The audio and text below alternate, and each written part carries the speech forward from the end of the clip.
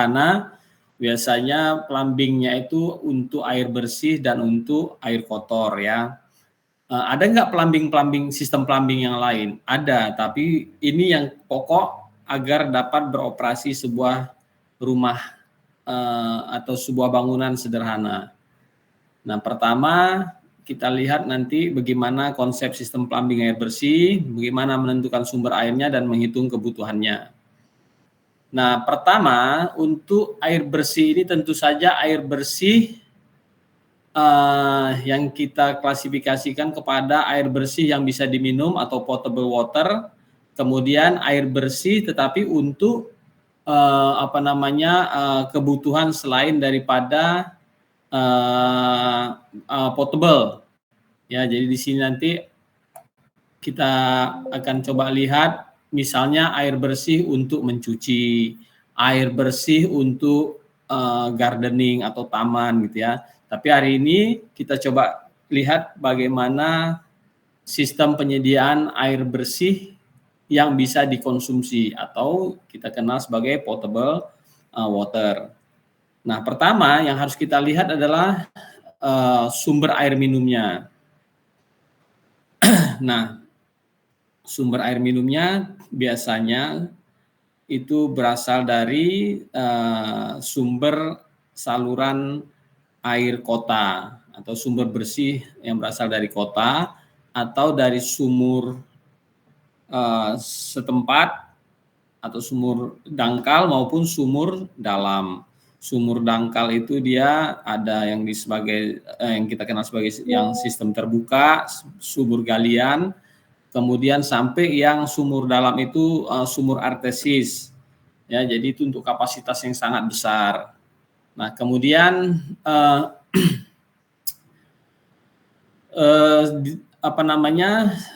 apa yang harus kita perhatikan? Pertama, kualitas air yang akan kita konsumsi. Nah, itu biasanya harus dicek ke laboratorium. Jadi kalau di Medan ini ada balai badan yang bisa kita datangi untuk melihat, mengecek kondisi air minum kita. Ya, jadi itu penting dilakukan sebelum kita mengkonsumsi air yang kita pergunakan. Nah, kalau ternyata kondisinya tidak layak, baik itu dari kota maupun sumur yang kita buat, atau sumber air lainnya, misalnya dari sungai, dari desalinasi dan sebagainya, maka kita harus melakukan proses treatment untuk air yang kita konsumsi. Nah, yang tadinya misalnya secara penerapan kita dari sumber air minum langsung ke toren atau bak penampungan baik bawah atas, kemudian baru kita salurkan ke pipa-pipa pipa-pipa kebutuhan air bersih di dalam rumah atau di dalam bangunan kita. Nah, dengan menambahkan suatu proses lagi, water treatment, maka prosesnya itu akan berasal dari sumber air, kemudian water treatment baru ke toren bawah atau toren atas, baru ke dalam bangunan kita. Nah, jadi ada satu proses tambahan lagi. Nah, tentu saja ini berpengaruh terhadap sistem pemipaan yang akan kita lakukan. Ya, jadi prinsipnya demikian.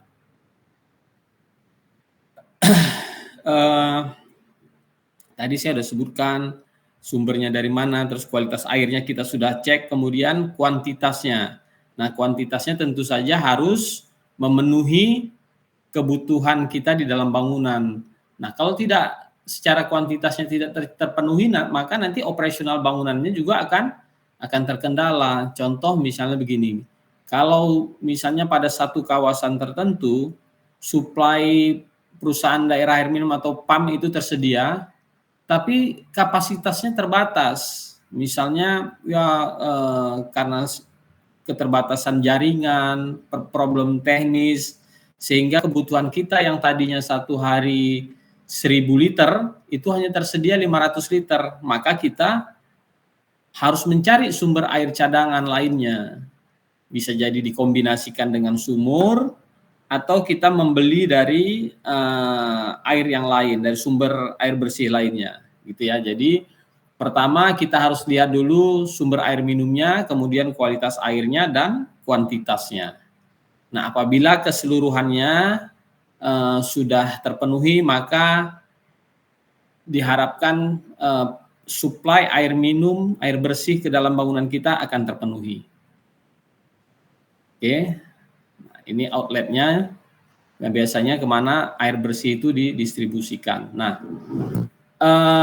ini sudah belum ya? Saya kok merasa kayaknya sudah pernah saya beri ini. Kita lihat saja lah sistem penyediaan air bersih. Nah, biasanya ada sistem sambungan langsung, sistem tangki atap, sistem tangki tekan, dan sistem tanpa tangki. Nah, ini yang bagaimana dia tersuplai ke dalam bangunan kita. Nah, yang pertama di sini pipa distribusi pumpnya ini, kemudian masuk melalui meteran, kemudian langsung ke keran. Nah, ini yang disebut sebagai sistem sambungan langsung. Ini ya. Apa bedanya gambar yang kiri dengan yang kanan? Nah, yang kiri ini tanpa katup penutup. Jadi kalau kita mau memperbaiki kerusakan di antara jaluran distribusi pump dan ke rumah kita, itu kita tidak bisa matikan airnya, tetapi dia akan mengalir terus-menerus kalau yang tanpa katup penutup. Sementara yang dengan katup penutup dia akan bisa dimatikan secara individu pada bahagian katup penutup. Nah, jadi artinya kalau kalian memilih di antara dua sistem ini, misalnya boleh yang A atau boleh yang B, tergantung kepraktisannya, tergantung situasi, kondisi di perencanaan dan di lapangan, maka gambarnya, baik itu gambar distribusi maupun gambar pemipaan, akan terlihat perbedaan pada bahagian tersedianya katup penutup. Ya, ini. Jadi bisa kalian lihat perbedaan kiri dan kanan. Nah, kemudian ini yang dengan sistem tangki atap. Jadi air masuk dari pump ke dalam tangki bawah, baru dipompakan ke tangki atas. Ya. Nah, sistem ini dia tidak akan dapat bekerja apabila tidak didukung oleh pompa. Jadi harus ada tekanan yang dibantu pompa untuk mensuplai air dari tangki bawah ke tangki atas. Boleh nggak pakai tangki bawah? Bisa saja, misalnya langsung dari meteran pompa ke tangki atas, tapi tidak disarankan. Kenapa? Karena kita tidak bisa mengendalikan debit air yang ada di dalam pipa aliran kota.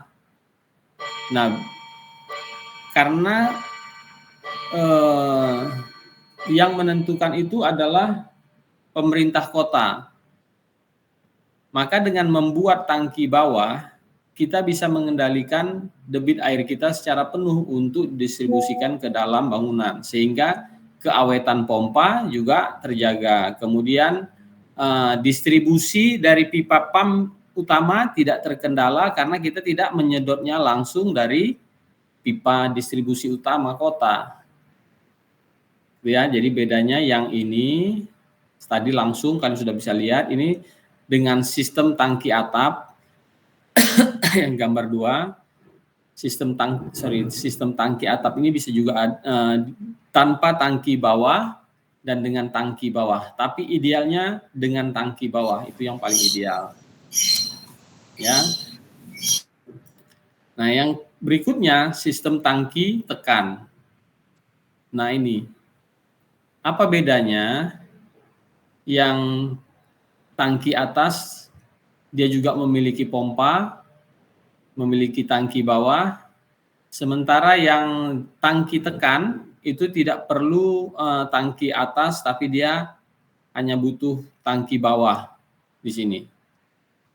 Nah, bagaimana prinsip ini bekerja? Prinsipnya bekerja walaupun bangunannya misalnya outletnya itu berada di lantai 2 atau di lantai 3. Kalau di sini kan secara sederhana mudah untuk kita pahami, dengan gravitasi maka aliran air ke bawah bisa mengalir dengan lancar, ya kan? Nah, bagaimana dengan yang ini?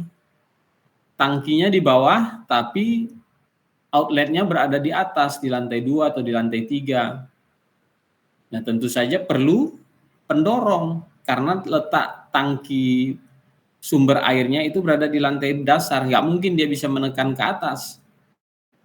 Ya, jadi diperlukan pendorong. Pendorongnya inilah yang disebut dengan pompa nih, tangki tekan.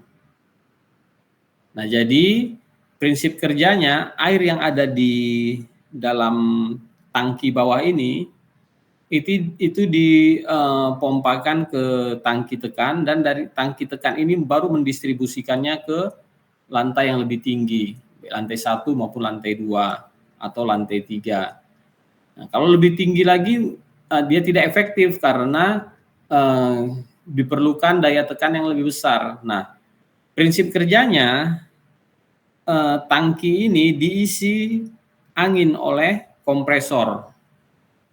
Jadi kompresor memompakan tekanan ke dalam tangki ini sehingga tangki ini memiliki tekanan yang cukup untuk mendistribusikan air ke lantai atas.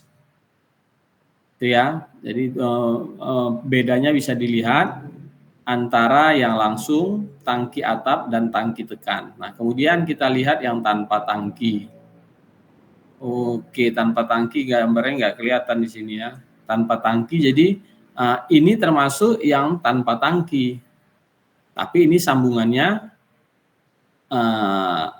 langsung, ya.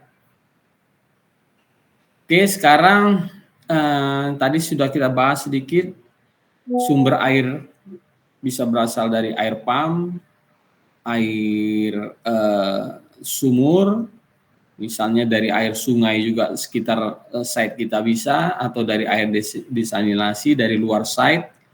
Nah, kemudian ada sumber air lainnya, ada air hujan, air permukaan, dan air tanah. Ya, nah ini bisa kita manfaatkan juga untuk sebagai sumber air bersih di bangunan kita. Oke, kita sekarang ini. Nah, sumber air hujan, permukaan tanah ini sama seperti kita ingin mendapatkan sumber air minum tadi atau air bersih sampai sejauh apa, maka harus melalui prosesnya sama, diuji di laboratorium kualitasnya, kemudian berikutnya debitnya atau kuantitasnya memenuhi.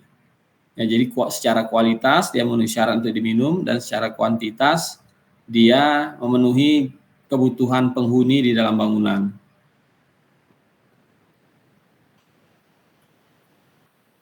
Nah, air bersih yang kita ingin dapatkan itu kita distribusikan ke dalam bangunan melalui suatu sistem yang kita sebut sistem penyediaan air bersih atau air minum. Ya, jadi kalau dia air bersih belum tentu bisa diminum, tapi kalau dia air minum sudah pasti dia bisa untuk diminum. Sampai di sini bisa paham?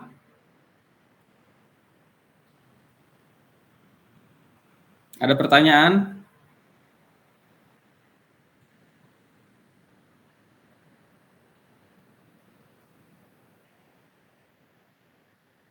Nah, silakan.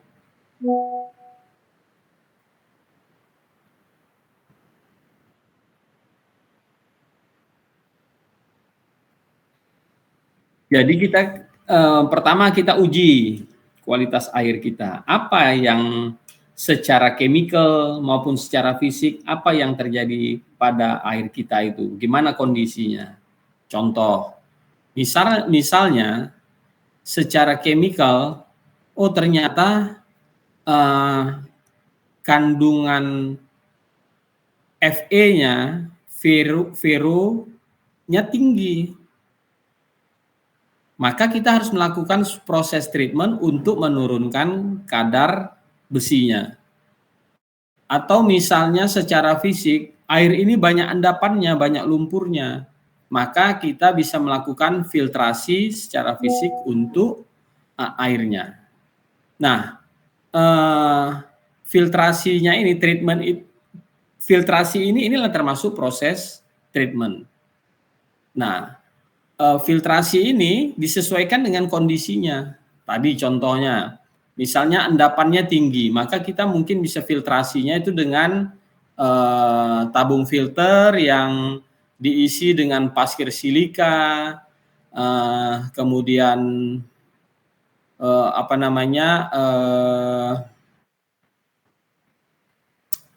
pasir silika, kemudian tawas, ya, agregat, dan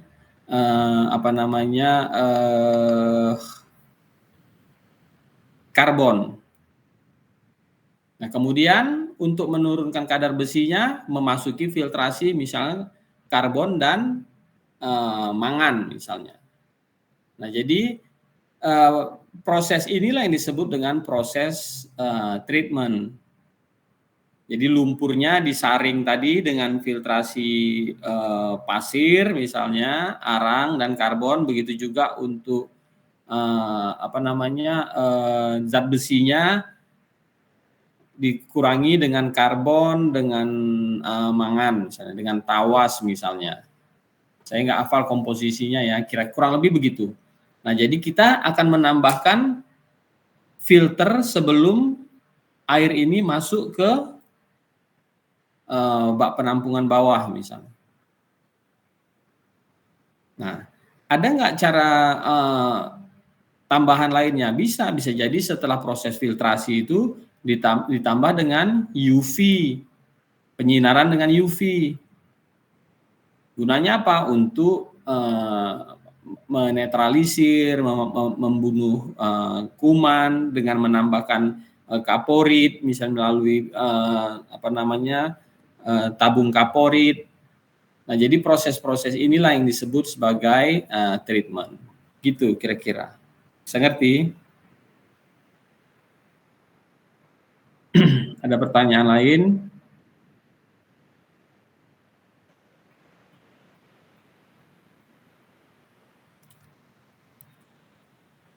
Oke, kalau nggak ada kita lanjut ya. Nah, bagaimana kita menghitung kebutuhan air? Nah, sebenarnya sederhana. Jadi rumusnya itu QH sama dengan QD per T. Nah, jadi misalnya kita sudah tahu pemakaian air rata-rata per pemakaian air dalam meter kubik sama dengan pemakaian air meter kubik dibagi dengan waktunya. Nah, jadi itulah pemakaian air rata-rata. Nah, cuman kita perlu hitung berapa besar konsumsi airnya, pemakaian air di dalam bangunan kita itu. Nah, itu nanti yang kita lihat ke bawahnya, ya. Nah, persamaan berikutnya, jadi tadi QH itu secara dasar dihitung sebagai hasil dari equation QD per T, jadi pemakaian per jangka waktu. Nah, akan tetapi ada kondisi air berada pada pemakaian maksimal, artinya pemakaian air dalam jam-jam puncak. Misalnya di pagi hari saat semua penghuni hendak, ini contohnya untuk rumah tinggal misalnya ya, penghuni hendak berangkat beraktivitas ya. Di situ pemakaian air untuk mandi, ada yang menyuci, ada yang memasak. Nah, jadi dianggap disitulah beban puncaknya. Nah, beban puncak ini harus kita hitung dengan cara mengalihkan dengan faktor C. C ini adalah koefisien dari 1,5 sampai 2. Jadi koefisiennya ini tentu saja semakin besar akan semakin baik, artinya kita untuk memenuhi kebutuhan air bersih di dalam rumah tersebut, ya. Nah, ini juga nanti penting dalam apa? Dalam menentukan besar kapasitas tangki, besar kapasitas filter kalau dia harus ditreatment, baik itu tangki bawah maupun tangki atas. Menentukan berapa besar pompa vakum tadi, atau pressurized pump, itu tadi kan, pompa tekan. Nah, kemudian persamaan berikutnya itu adalah pemakaian air per menit untuk beban puncak. Yang atas per jam, yang bawah ini per menit. Ya, jadi faktornya antara 3 sampai 4 kalau kita mau hitung per menit. Jadi misalnya, kita udah tahu tuh paling tinggi itu adalah jam 7.30. Ya, dan itu akan terjadi selama 15 menit. Maka dari jam 7.30 menuju 7.31 itu akan terus sampai sampai jam berapa tadi kita terakhir beraktivitas pada beban puncak, maka kita pergunakan rumus yang kedua ini, yang bawah ini. Jadi kapasitasnya akan lebih presisi untuk mempergunakan rumus yang yang per menit ini untuk jangka waktu yang singkat pada beban maksimal atau beban puncak. Sampai di sini bisa paham?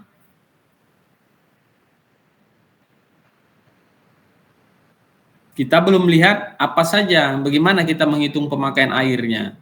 Nanti kita coba lihat ke bawah. Ya. Nah,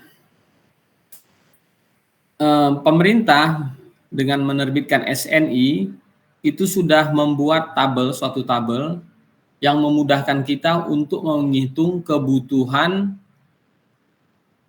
air di dalam tipe bangunan tertentu. Nah, di sini saya ambil contoh soal adalah gedung kantor, ya. Nah, di gedung kantor dengan luas 10.000 meter persegi, kebutuhan air kotor untuk kantor adalah, bukan air kotor ya, air bersih untuk kantor adalah 100 liter per orang per hari. Ya, ini kebutuhannya. Nah, gimana kita menghitungnya? Yang kita mau tahu adalah berapa kebutuhan air totalnya, ya kan? Kemudian QH per menitnya, QH per jamnya, per jam QH per menit. Nah, jadi itu biasanya keperluan air untuk utilitas pada sebuah bangunan itu adalah sekitar 40% dari luas lantai. Jadi kalau misalnya ini gedung kantor ini 10.000, maka diasumsikan adalah seluas 6.000 meter persegi untuk kebutuhan lantai yang dipergunakan. Nah, kemudian jika kebutuhan ruang untuk setiap individu di dalam bangunan itu, misalnya dengan fungsi kantor di sini 5 meter persegi, atau fungsi yang lain misalnya 2 meter persegi atau 1 meter persegi, maka kita bagi angka luas ini dengan kebutuhan ruang untuk individu, atau dalam hal ini untuk pegawai atau untuk karyawan. Maka kita dapatkanlah angka luasan sebesar 120 meter persegi. Meter kubik. Ya, jadi angka ini itu menunjukkan volume, ya. Nah, sementara kebutuhan air itu adalah 100 liter per orang per hari. Jadi kalau kita kalikan 100 liter itu dikali dengan luasannya, ya, dikali dengan luasannya, ya. Jadi dapatlah dia 120 ribu liter. Sampai di sini bisa paham? Oke, kita lanjut.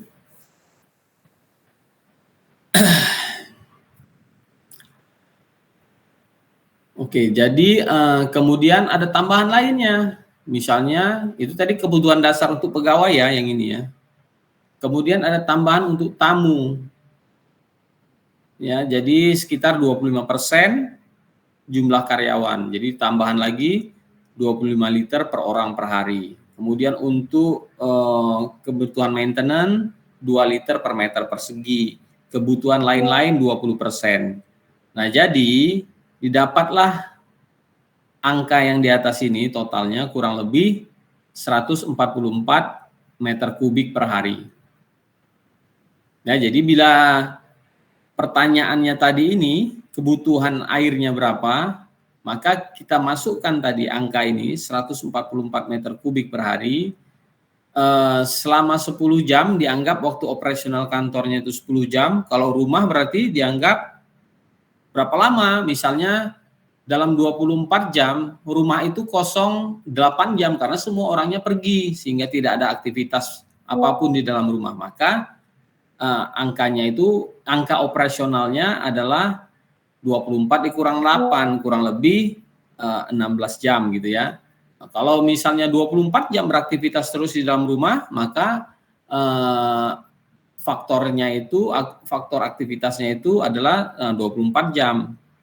Nah, jadi kalau contohnya di sini beroperasinya kantornya itu 10 jam, maka kebutuhan air per jamnya adalah 144 meter kubik tadi, kebutuhan air total di dalam gedung, dibagi dengan waktu operasionalnya 10 jam. Jadi kurang lebih perlu 14,4 meter kubik per jam. Paham ya? Jadi perlu 14,4 meter kubik per jam. Nah, kemudian pertanyaan berikutnya tadi berapa kebutuhan airnya per jam? Per C1 ini kebutuhan air, ini kebutuhan air per jam, sorry ya. Kemudian kita kalikan dengan faktor puncaknya. Ini tadi yang C2 ini, yang ini itu adalah pertanyaan yang ini. Yang D ini pertanyaan puncak per menit. Ini puncak per jam, ini puncak per menit. Jadi kita dapatkan bahwa kalau kita ambil tadi faktornya itu, faktor pengalinya boleh antara 1,5 sampai 2 untuk pemakaian air per jam. Nah, kita ambil yang maksimalnya, yang faktor pengalinya 2. Maka kita dapatkan angka kebutuhan air bersihnya per jam itu adalah 28,8 meter kubik pada beban puncak. Nah, kemudian ini beban puncak per menit itu adalah 0,72 meter kubik per menit atau 12 liter per detik. Nah, ini harus mampu disuplai ini semua. Ya, khususnya nanti dalam kita menghitung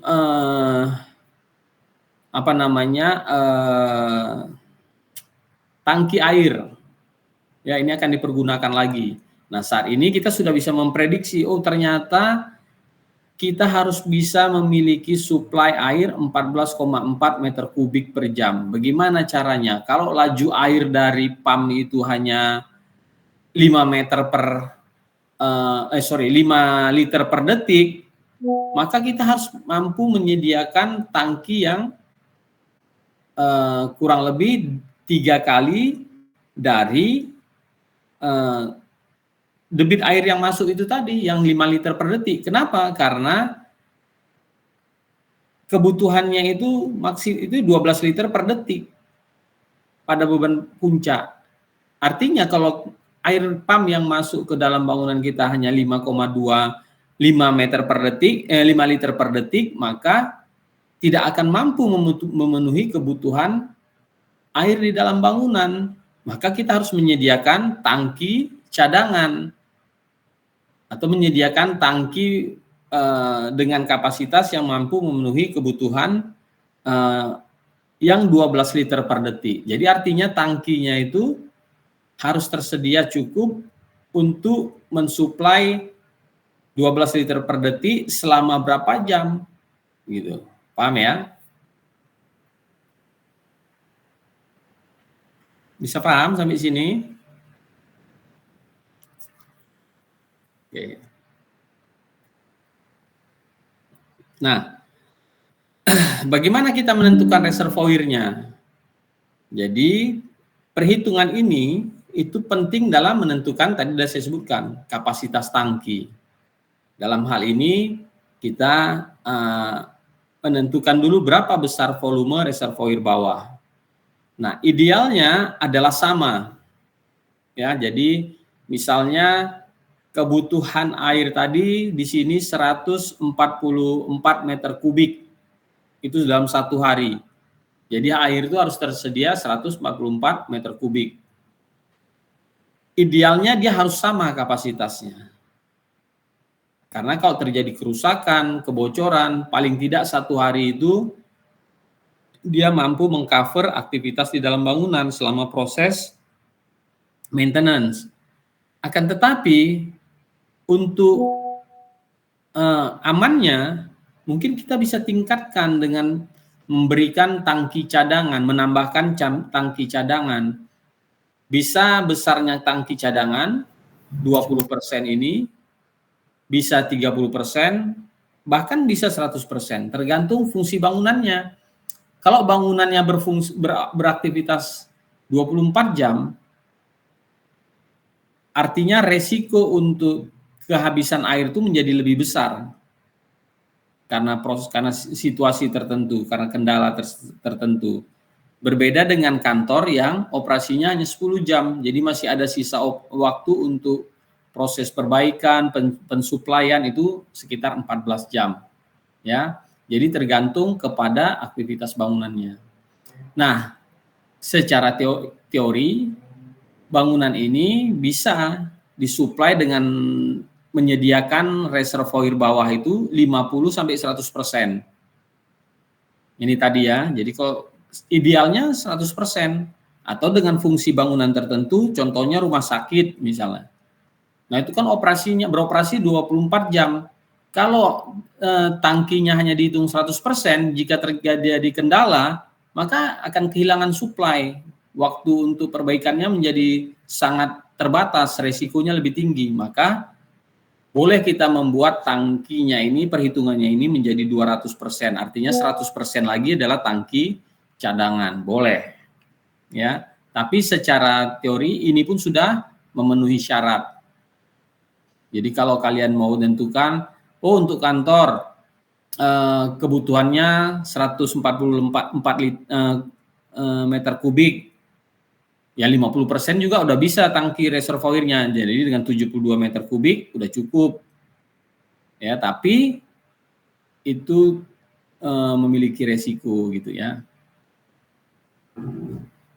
Nah, kemudian bagaimana menentukan reservoir atas?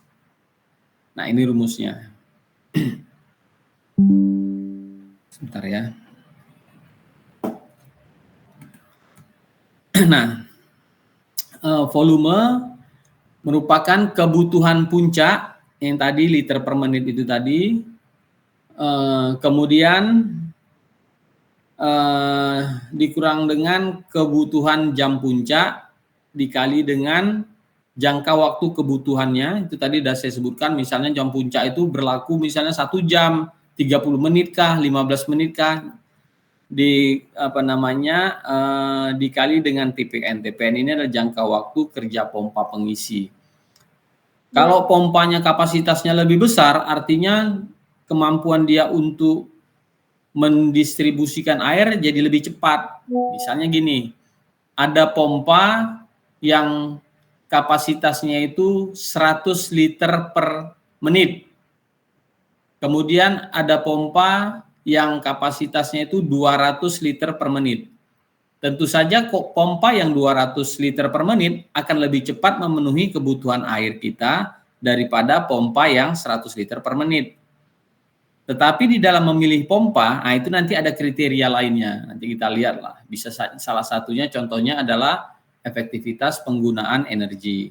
Ya, itu kita keluarkan dulu. Kita nggak lihat ke sana, tapi kita bisa menentukan, oh berarti pompanya semakin dia besar, maka suplainya akan semakin lebih cepat gitu ya.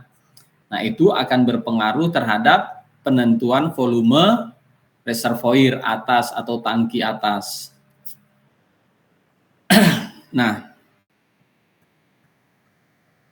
Dari perhitungan ini tadi kita sudah dapat ya ini per jamnya adalah 28,8 meter kubik ini ya, rumusnya tadi ini ya. Nah, itu setara dengan 480 liter per menit. Nah, kalau beban puncaknya itu terjadi selama 30 menit ya kan, dan TPN-nya itu 10 menit ini tadi, pompanya 10 menit dan jangka waktu kebutuhan puncaknya itu 30 menit ya. Maka kita substitusikan angka-angka ini ke dalam rumus tadi, rumus yang ini, kita dapatkan kebutuhannya adalah 720 liter per menit. Nih. Oh sorry, ini untuk QP-nya ya. Untuk volumenya adalah 12 meter kubik atau sekitar 12.000 liter. Nah, tadi di sini kebutuhan airnya kan segini nih. 144 meter kubik per liter nih. Atau pada jam operasional adalah 14,4 meter kubik. Nah, sementara untuk tangki atasnya itu kalau kita masukkan ke dalam rumus perlunya adalah 12 meter kubik. Ya. Kenapa? Karena supply-nya akan terus diganti. Kalau tangki atasnya berkurang, diisi lagi dengan supply yang baru. Nah, di mana tadi kita udah tahu kemampuan pompanya itu adalah 10 menit. Untuk apa? Untuk mendapatkan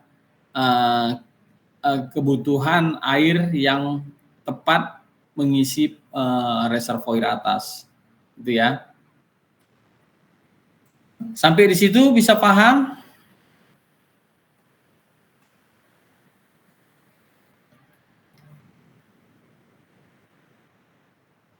Bisa paham semua? Ada yang tidak dimengerti?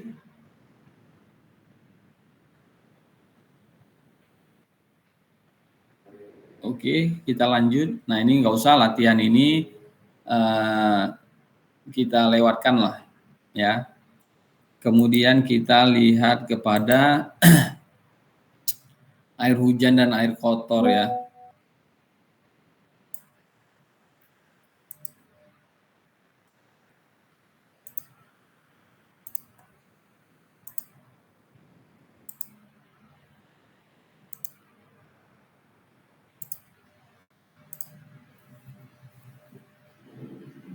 Sudah terlihat screen-nya?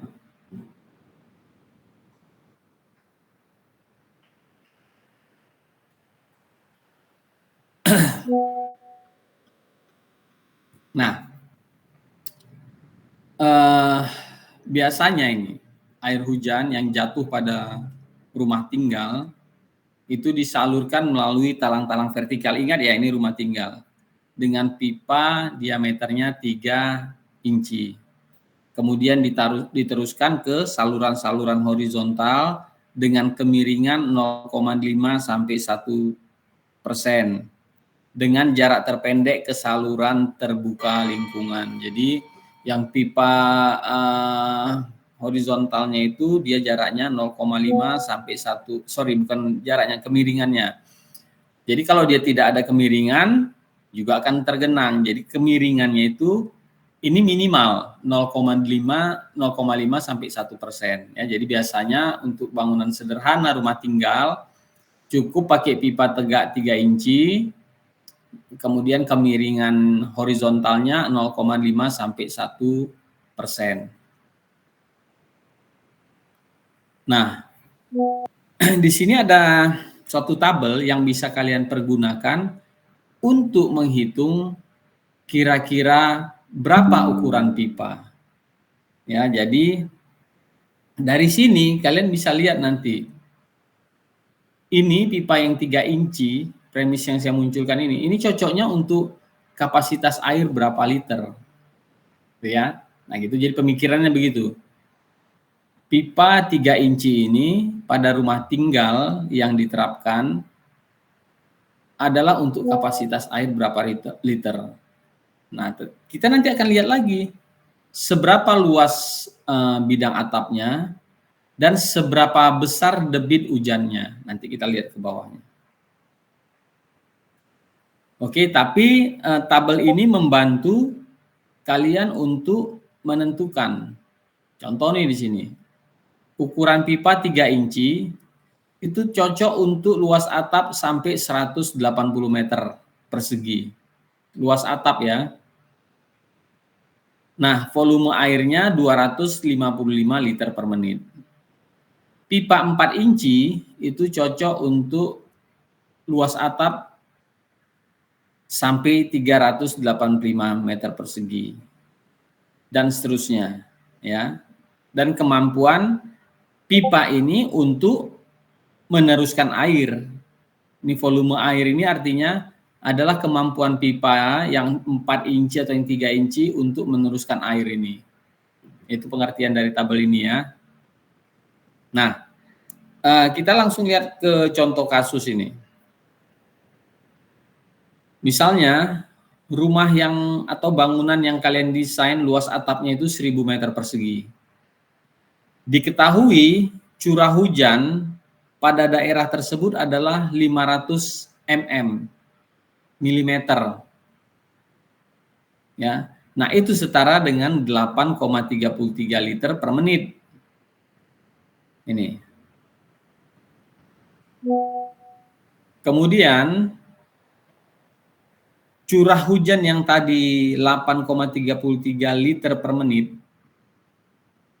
itu dikalikan dengan luas atap yang 1000 meter persegi, maka artinya air yang akan diterima oleh bidang atap itu, bidang atap rumah atau bangunan yang kita desain adalah 8.330 liter per menit. Banyak nggak itu? Sangat banyak, ya kan? Sangat banyak airnya. Nah, jadi berdasarkan ukuran pipa yang di atas tadi, tabel yang ini, maka curah hujan yang 8.330 dapat dialirkan melalui satu buah pipa 6 inci dengan cara membagikan dengan angka yang ada di tabel. Nih. Jadi kalau kita memilih, misalnya nih, kita ambil contoh dulu yang 6 inci ya, nanti kita bahas kenapa nggak pakai 4 inci atau 5 inci. Jadi kita bahas. Nah, kita ambil contoh di sini 6 inci. Ya. 6 inci itu kalau satu buah maka diperlukan waktu 5,17 menit untuk menghabiskan air hujan yang diterimanya saat hujan terjadi dengan curah 500 mm tadi atau 8,33 liter per menit. 5 menit baru habis airnya. Agar semakin cepat airnya habis dari atap, semakin baik nggak? Tentu akan semakin baik.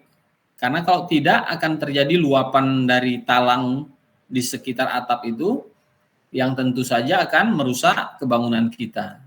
Semakin cepat airnya habis dari atap, maka akan semakin baik. Contoh, kita mau mempercepat waktu pengurangan airnya. Kalau tadi satu pipa 6 inci itu habis airnya dalam waktu 5 menit. Maka untuk mengurangi waktu habisnya hanya 1 menit, kita bagi dengan waktu pengosongannya yang 5 tadi. Maka kita dapatkanlah sebesar 5 buah pipa.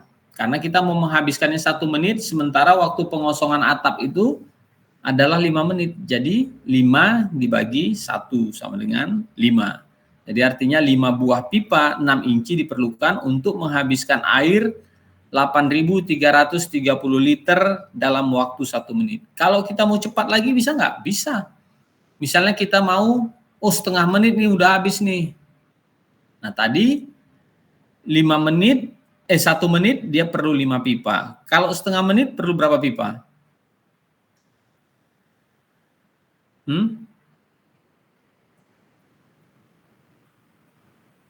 Berapa pipa perlu?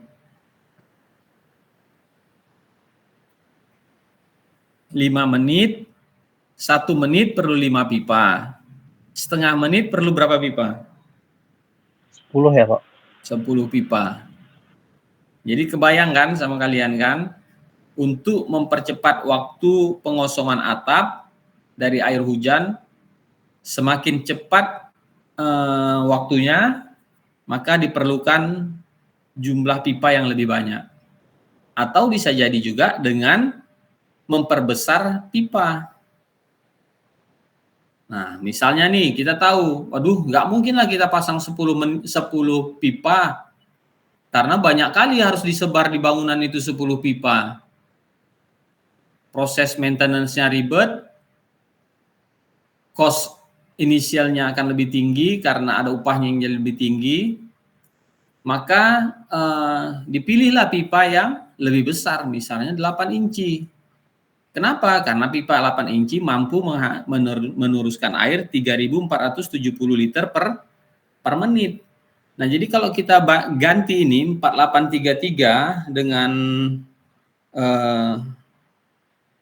sebentar saya coba bagi ya.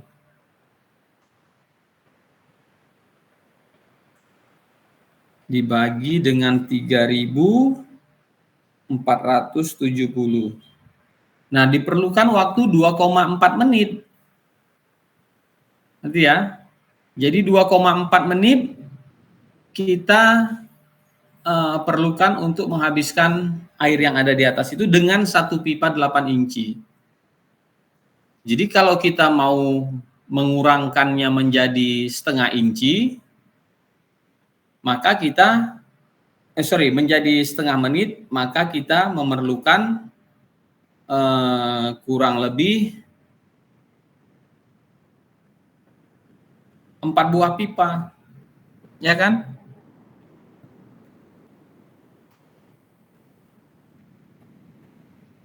Ngerti kan? Jadi sangat banyak terkurangi.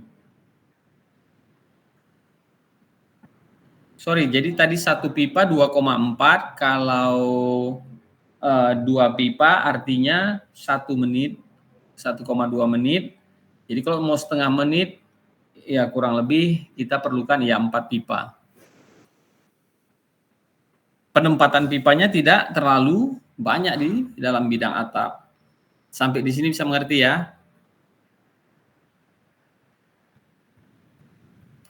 Bisa paham? Bisa paham Pak. Oke, nah sekarang kita lihat contoh, ini ada gambar tampak depan. Pak, izin nanya Pak. Boleh, silakan. Yang tadi idealnya habis dalam berapa menit Pak? Semakin cepat semakin baik. Baik Pak, terima kasih Pak. Ngerti kan? Karena kalau dia semakin lama di atap itu, kita perlu talang yang cukup untuk menampung air yang tidak terdistribusi. Karena kalau enggak airnya akan tergenang di bidang atap, di talang atap, dan kalau dia tidak mampu, tidak cukup kapasitasnya, dia akan melimpah. Ngerti ya? Nah, baik Pak, makasih Pak. Yang penting kalian, ada pertanyaan lain? Ada Pak. Itu ada titik-titik khusus nggak Pak yang ideal untuk menempatkan pipa-pipa itu? Apakah di ujung sudut rumah atau di mana Pak? Nanti kita lihat di gambar berikutnya. Jadi sebelum masuk ke gambar itu, bagaimana mendistribusikannya, kita harus paham dulu bagaimana menghitung volume. Nah, kita harus tahu volume hujan itu dari perkiraan BMKG. BMKG akan mengeluarkan perkiraan cuaca tentang curah hujan. Kita ambillah perkiraan itu curah hujan tahunannya atau curah hujan pada bulan-bulan maksimal. Artinya misalnya bulan penghujan gitu ya. Nah, angka ini dikonversikan ke dalam bentuk liter. Jadi angka BMKG itu 500 mm. Nah, bagaimana mengkonversinya? Nggak ada pula tabelnya di sini ya, nggak ada, saya bawa, nggak ada di dalam file saya ini. Itu ada hitungan bedanya. Nanti saya cari ya, bentar ya. Nah, itu harus kalian pahami dulu. Nah, ini penting, jarang kalian sebagai arsitek, bahkan jangankan kalian yang alumni-alumni saja jarang ngomong hitung ini. Dia tidak peduli curah hujannya berapa, nggak pernah dipedulikan. Nah, jadi dengan mengetahui ini, kalian akan coba mulai menerapkan. Jadi misalnya angka dari data dari BMKG, curah hujan di Kota Medan tahunan itu terjadi maksimal pada bulan September. Berapa angkanya? Angkanya itulah yang kalian konversikan. Ya. Oke, kita masuk sekarang ke gambar ini ya. Ada gambar tampak depan rencana, tampak samping, dan gambar denah.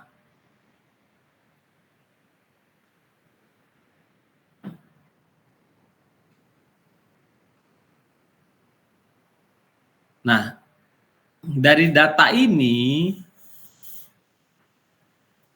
kita bisa hitung berapa luas bidang atapnya. Jika diketahui overstack-nya ini, overstack atau overhang-nya 1 meter. Di gambar ini kan belum ada gambar rencana atap. Jadi kita tambahkan luas bidangnya ini ada ukurannya, berapa lebar, berapa panjang, ditambah 1 meter, kiri kanan, ya, atas dan bawah. Kemudian curah hujan diketahui 400 mm. Angka ini dari gambar ini itu kita dapatkan luas atap ini 10 meter, bidang bangunannya 10 meter ditambah 1 meter overstack di atas, 1 meter overstack di bawah, kemudian lebarnya 16 meter, berarti tambah bidang overstack atapnya 1 meter ke kiri dan 1 meter ke kanan. Jadi luas bidang atapnya adalah 12 dikali 18. Ini ya. 12 dikali 18. Ditambah ini ada nih 2,5 meter persegi kali 8 meter persegi. Yang mana itu? Adalah atap. Atapnya mana?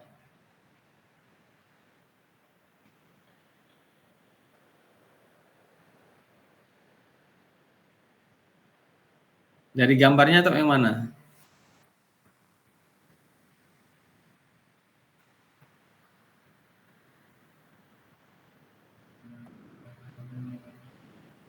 Atap yang carport ini.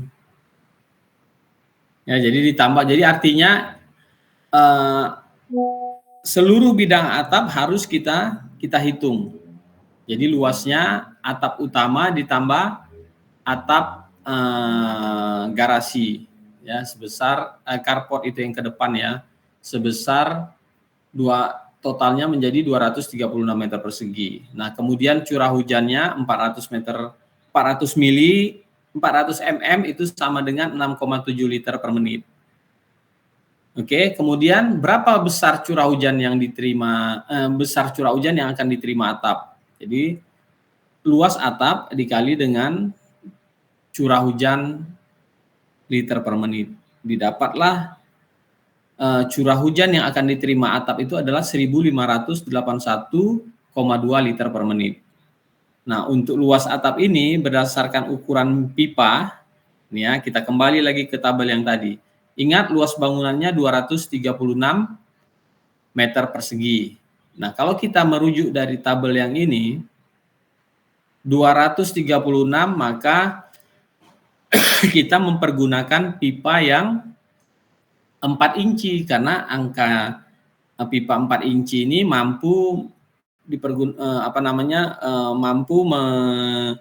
memenuhi kebutuhan distribusi air hujan sampai dengan luas 385 meter persegi. Dan volume airnya itu 547 liter per menit. Paham sampai di situ ya? Nah, ini dia. Jadi kita anggap bahwa 236 meter 236 meter persegi itu mempergunakan pipa 4 inci. Ya kan? Nah, kemudian kita coba hitung volume air yang diterima atap 1581. Kemudian debit air untuk pipa 4 inci itu adalah 547 untuk satu pipa. Nah, kalau ini kita bagikan, maka diperlukan 2,89 menit untuk menghabiskan pipa air hujan dalam satu buah pipa 4 inci. Oke, jadi kurang lebih 3 menit untuk mengosongkan atap hanya dengan satu pipa. Ya. Nah, maka kalau kita hanya pakai satu pipa, itu nanti apa problemnya? Adalah distribusi. Ini contoh nih. Kalau kalian lihat gambar ini, misalnya kita tempatkan pipa tegaknya itu di area tempat usaha ini. Bayangkan air yang ada di sini untuk mengalir ke sini memerlukan waktu yang cukup lama. Jadi akhirnya distribusinya juga akan terkendala. Kenapa? Jaraknya terlalu jauh. Tadi ada ketentuan di sini. Kemiringannya itu 0,5 sampai 1%. Nah, kalau dia jaraknya jauh, kemiringannya 0,5 sampai 1%, maka perbedaan ketinggian antara area atap yang kita tempatkan pipa dengan area atap yang paling jauh dari pipa itu nanti selisihnya sangat banyak. Paham kan? Akibatnya atapnya nanti sangat jomplang nanti kemiringannya. Kalau dia atapnya flat kita katakan. Atau kalau dia didistribusikan melalui pipa horizontal, maka pipa horizontal ini nanti kemiringannya perlu space yang sangat banyak, yang sangat besar. Maka dia tidak efektif. Jadi pertama, waktu distribusinya menjadi lebih lama karena jaraknya yang jauh dari pipa ke tempat curah hujan terjauh, kemudian kemiringan pipanya atau kemiringan distribusi horizontalnya menjadi sangat tinggi, sangat besar disparitasnya, perbedaannya. Nah, kita harus mendesainnya, merancangnya agar bagaimana kemiringannya menjadi terpenuhi, pipa distribusinya tepat, kemudian waktu pengosongan air dari pipa atap itu menjadi lebih cepat. Oke, tadi kita masih lihat di sini waktu untuk pengosongan bidang atap itu 3 menit. Nah, sementara kita mau kurangkan dia menjadi misalnya 1 menit.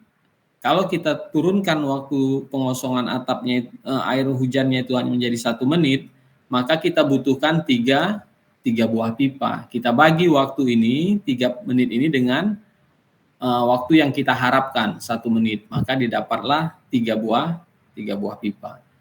Nah, kita rasa 3 buah pipa itu masih belum efektif. Kenapa? Kalau 3 buah pipa berarti kita akan menempatkan pada jarak-jarak yang juga masih sangat jauh. Oke, kita berpikir untuk menambah jumlah pipa. Misalnya kita tingkatkan menjadi 6 pipa. Kita bagi di atas ini 3 dan di sini 3 sesuai dengan massa bangunannya. Nah, kalau kita bagi dengan 6 buah pipa, maka waktu pengosongannya itu sekitar setengah menit. Masih mungkin nggak ya kalau kita tambah pipa lain, melihat distribusi komposisi bidang atapnya seperti ini, bisa jadi kita tingkatkan menjadi 8 pipa. Nah, kalau 8 pipa berarti waktu pengosongannya menjadi lebih cepat. Yang tadinya setengah menit hanya menjadi misalnya menjadi 0,2 menit atau 0,3 menit. Gitu ya. Paham ya? Jadi pertama kita hitung dulu volume airnya, kebutuhan pipanya, kemudian bentuk massanya untuk membagi distribusi pipanya menjadi lebih efektif dan efisien dalam mengosongkan air yang diterima atap.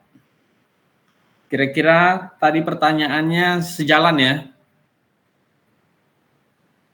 Sudah bisa dimengerti? Sudah, Pak. Oke.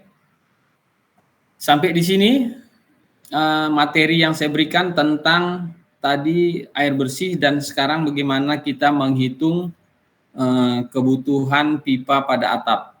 Jadi kalau kalian lihat di dalam lingkungan kita ada yang membangun bangunan, sekarang kalian bisa dengan cepat menghitungnya. Oh ini nggak sesuai nggak ya? Oh curah hujan di sini di Medan ini biasanya maksimal 500 mm.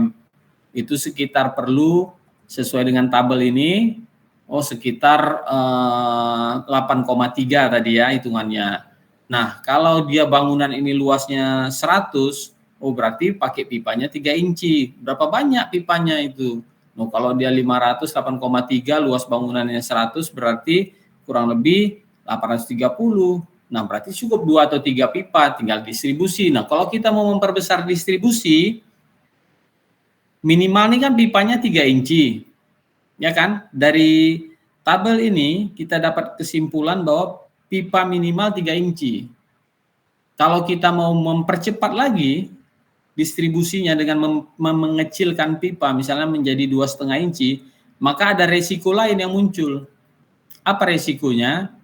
Pertama, pipa 2,5 inci itu akan sangat sulit untuk mendistribusikan agregat yang diterima oleh atap atau sampah atau kotoran yang diterima atap karena ukurannya menjadi lebih kecil ya. Nah, tetapi dengan 3 inci ini dia menjadi ideal walaupun kita menambah jumlahnya. Contoh tadi rumah yang mau dibangun hanya perlu 3 inci, tetapi kalau 3 inci letak penempatannya tidak efektif, tidak efisien, kita bisa tambahkan pipa menjadi 6 agar dia efektif efisien walaupun nanti waktu pengosongannya menjadi sangat cepat. Itu jauh lebih baik daripada kita memasang pipa sesuai dengan hitungan kita tetapi distribusi airnya menjadi lebih lambat dalam mengosongkan bidang atap gitu ya. Semakin cepat waktu pengosongannya semakin baik. Kalau bisa hanya 10 detik langsung kosong. Kan lebih baik. Nah, ini harus dirancang. Bagaimana merancangnya? Ini dia. Dari mulai atap, talang atap, pipa tegak, pipa horizontal, sumur resapan dan saluran kota. Ini distribusi air hujannya. Nah, kalau kita mau membuat penampungan, misalnya kita mau tampung nih air hujannya. Nah, setelah pipa horizontal ini kita masukkan ke bak penampungan. Boleh. Tetapi kapasitasnya harus dipertimbangkan. Supaya apa? Distribusi dari mulai atap, talang, pipa tegak, pipa horizontal, sumur resapan dan saluran kota itu lancar, mampu juga meneruskan sebesar kebutuhan bidang atap. Jangan nanti di sini kita udah hitung nih, pipa tegaknya ini udah 1 menit bisa kosong nih bidang atap. Tapi ternyata pipa horizontalnya terlalu kecil. Karena kita tidak hitung pipa horizontal untuk air hujan dan air kebutuhan rumah tangga. Nah, atas pertimbangan kebutuhan saluran air hujan yang lancar, maka kita bisa pisahkan dari mulai pipa tegak itu sampai pipa horizontal saluran antara pipa rumah tangga dan pipa air hujan. Ya, jadi artinya ada pemisahan pipa. Bisa paham sampai di sini?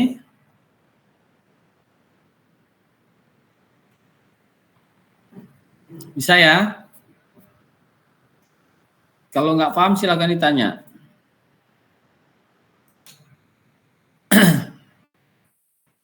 Ini jadi gambar sistem distribusinya ya, atap, talang, horizontal, talang vertikal, pipa ke sumur resapan dan ke saluran kota. Nah kalau mau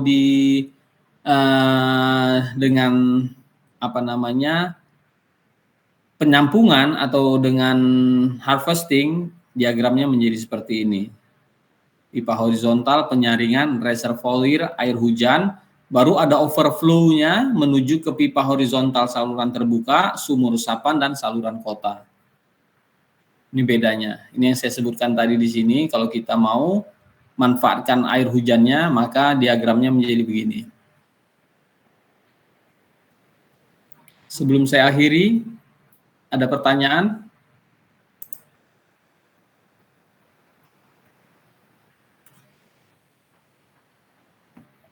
Izin Pak, kira-kira file PPT tadi akan di-share Kak di grup? Gimana Faiz?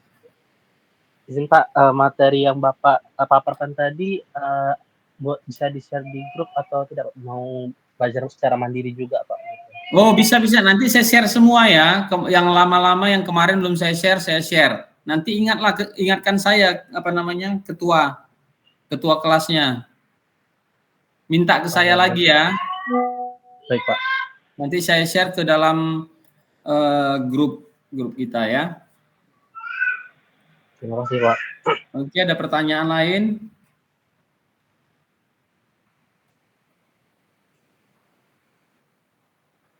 Tidak ada. Baik, kalau sudah tidak ada pertanyaan, kita sudahi pertemuan kita hari ini. Jangan lupa untuk mengisi absensi, kemudian tugas harus disiapkan. Jangan sampai nggak mengumpulkan tugas. Kemudian udah keluar belum jadwal UAS kita? Belum Pak. Belum ya? Oke, sampai di sini. Selamat pagi. Selamat pagi Pak. Pagi Pak. Pagi.